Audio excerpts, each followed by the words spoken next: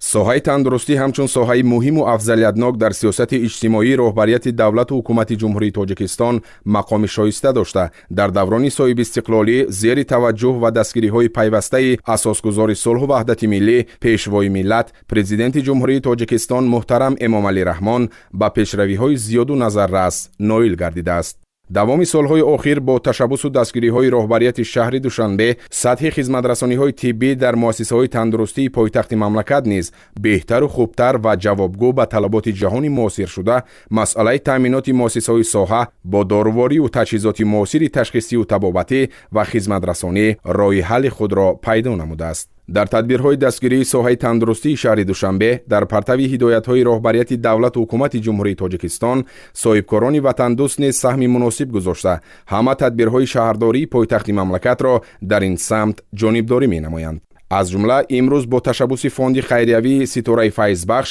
ба раёсати тандурустии шаҳри Душанбе 10 нақлиёти ёрии таъҷилии тиббӣ тӯҳфа карда шуд, ки намунае аз иқдомҳои шоистаи эҳсонкорӣ дар соҳаи тандурустии пойтахти мамлакат мебошад. нақлиётҳои ёрии таъҷилии тиббӣ бо таҷҳизоти соҳавии хизматрасонии аввалияи тиббӣ муҷаҳҳаз буда, аз ҷониби раёсати тандурустии шаҳри Душанбе мувофиқи эҳтиёҷот ба муассисаҳои тиббии пойтахт супорида мешаванд. асосгузори сулҳу ваҳдати миллӣ, пешвои миллат,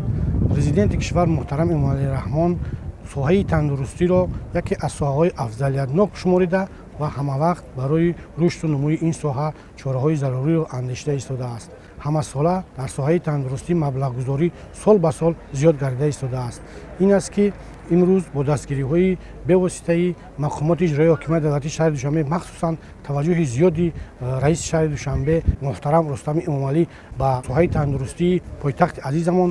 10 адад нақлиёти ёрии таъҷилии тиббии тағмаи форд дастрас гардонда шуд, ки онҳо бо тамоми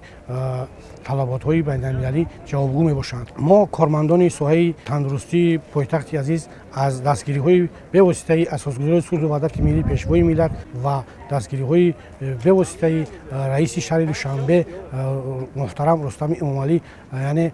шод ҳастем, миннатдорӣ баён менамоем ва ин моро вазифадор менамояд, ки барои дар оянда ҳангоми дар истифода додани ин нақлиётҳо сатҳу сифати хизматрасонии тиббиро ба ҳолӣ беҳтару хубтар гардонем. нақлиётҳои ёрии таъҷилии тиббӣ, ки ба беморхонаҳои шаҳри Душанбе ҳамчун кӯмак дастрас карда мешаванд, барои боз ҳам беҳтар намудани сатҳу сифати хизматрасонии аввалияи тиббӣ ба сокинони пойтахти мамлакат ва дигар эҳтиёҷмандон пешбинӣ шуда, кори табибонро ба маротиб осон мегардонад. муассисони фонди хайриявии Ситораи Файзбахш, ки ба муассисаҳои тандурустии шаҳри Душанбе нақлиёти ёрии таъҷилӣ тӯҳфа намуданд, изҳор доштанд, ки минбаъд низ дар пайравӣ ба иқдомҳои башардӯстонаи роҳбарияти мақомоти иҷроияи ҳокимияти давлатии шаҳри Душанбе тадбирҳои хайру эҳсонкориро идома дода, дар пешрафти соҳаи тандурустӣ ва дастгирии ҳамаҷонибаи кормандони соҳа саҳми муносиб мегузоранд.